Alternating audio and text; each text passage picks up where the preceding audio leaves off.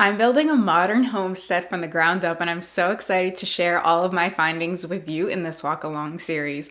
Hi, I'm Katie T, and if you're interested in building your own homestead or home from the ground up, then this video is for you. And I especially want to make a special shout out to all of those other homemakers and stay-at-home moms out there who just have this dream where they want to buy a plot of land and they want to build their home and make it into a homestead and all of the good details of that in between. Well, that is what I'm going to show you in this walk along series, and how long and the details that it takes to make this dream a reality.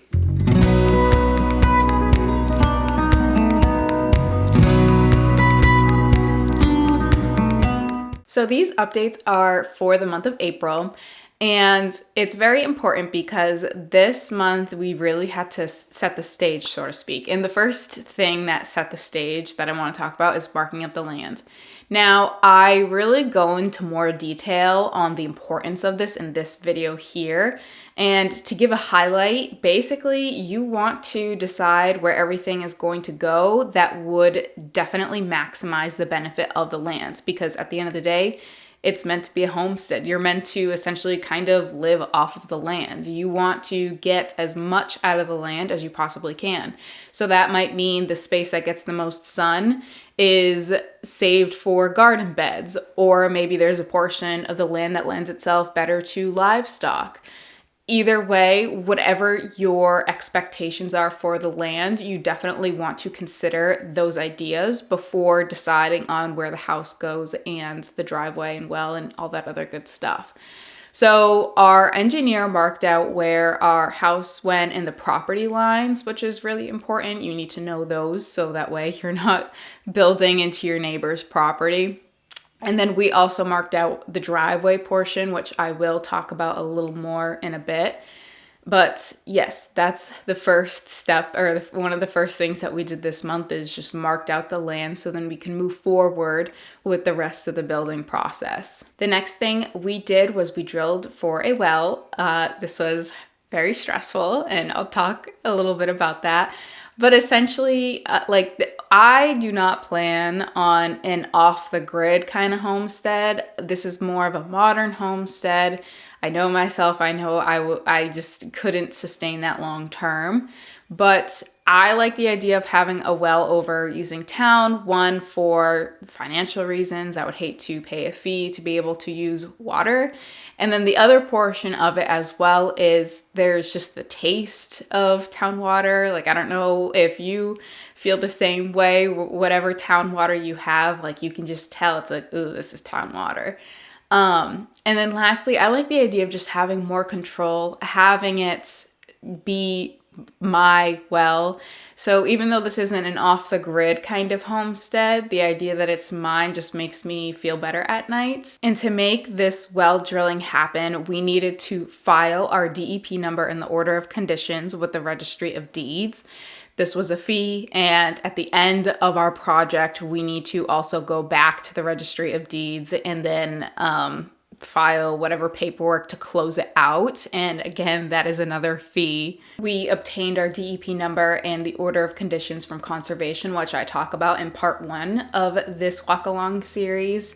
And then after we received that, then we filed for a well permit. And then on a side note, we also had to put up straw wattles and a silt fence. And that was approved by conservation to be able to move forward with the drilling of well. We had to put the straw wattles and silt fence up for the sake of erosion. You don't want water going where it shouldn't be going. So then we scheduled and put a down deposit on the well, or the well company, to come in and start drilling. A couple things to keep in mind. If the ground is super wet, they can't do anything. And then also, if the machine can't get to the location, we are thankful that there was an area that the machine could come in because we don't have a driveway quite yet. So they were able to come in and drill the well just fine. Another couple other things to note. Almost anticipate that your bill will go up. So first and foremost, they hit ground rock, which required additional sheathing. So that was kind of annoying, but the upside is that because it was further down that they hit it, we're thinking that when we build the house, we will not hit ledge, and that's something that we're a little worried about. So the idea that we're not going to hit ledge when we build a house is definitely something that I'm holding on to, because that is a fear that that's going to be a possibility, and you don't want that, because then that means there's going to be extra equipment and fees, and just, avoiding that would be the best possible scenario. So our well ended up being 525 feet deep. Thankfully, we went with the company that could dig further, even though it was a little bit more after that initial depth, which for this particular company was 400 feet. They start tacking on per foot. They end up giving you an extra charge. So I'm glad that we went with that company, considering we went over. And we checked with our neighbors first to see how deep their wells were. And that's why we went with the company that we did, because one of our neighbors does have a deeper well. And then our rate, the gallon per minute, is 4 gallons per minute, which for it to be considered good, it does need to be 5. I mean, it is what it is. Down the road, I'm thinking maybe I will set something up to collect rainwater to be able to water all of the plants. So if you have any expertise on that, let me know. I'm not in love with the idea of collecting it in something that's plastic, but at the end of the day, I know usually that's the more affordable option. So again, if you have any ideas or recommendations, drop it in the comments. I would love to hear it. So the next portion that I want to talk about is marking out the driveway. Our in-laws own the property before, and they actually started this process, and that's why we are able to access the land, is because they actually ended up taking down the trees and stuff where they originally decided to put the driveway.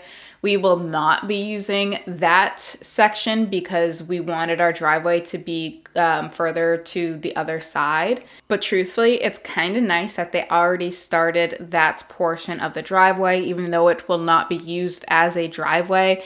It lends itself to opening up the property, and down the road, if I want to have a farm stand and sell the different produce, or if I start making maple syrup or get into having bees, which are both things that I'm definitely trying to learn more about to be able to do, I can always have a nice little farm stand, obviously register and do everything that I need to do on that end, and then sell all the good produce and different forms of sugar. Some additional things that we accomplished this month: we were able to completely finish the plans. There were some changes that needed to be done, so we got those and we ironed everything out.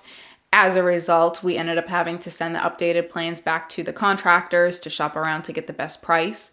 We're also looking at prices for different materials as well, just trying to, again, shop around and figure out what best suits our needs. Another thing that we are almost completely done on is ironing out all the details for the kitchen.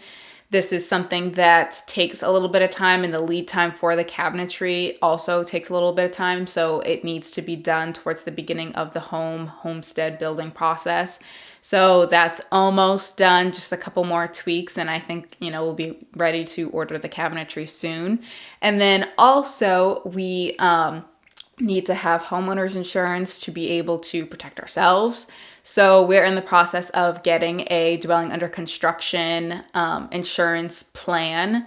That is something that we will hopefully finalize soon, and we need that to be able to, which leads me to my next topic. I want to talk about goals for this upcoming month of May.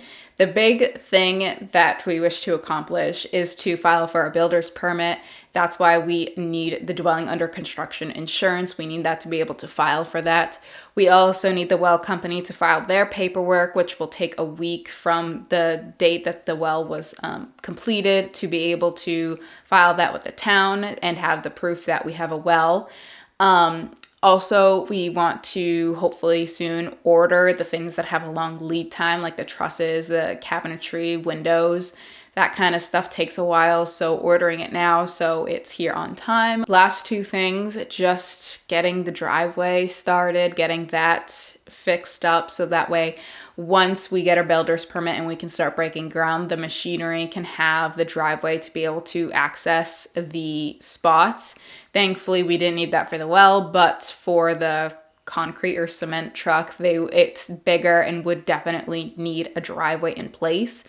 And then lastly, just ironing out all the details with the contractors, figuring out who we're going with, what exactly we're hiring them for, and signing the paperwork and getting that all squared away.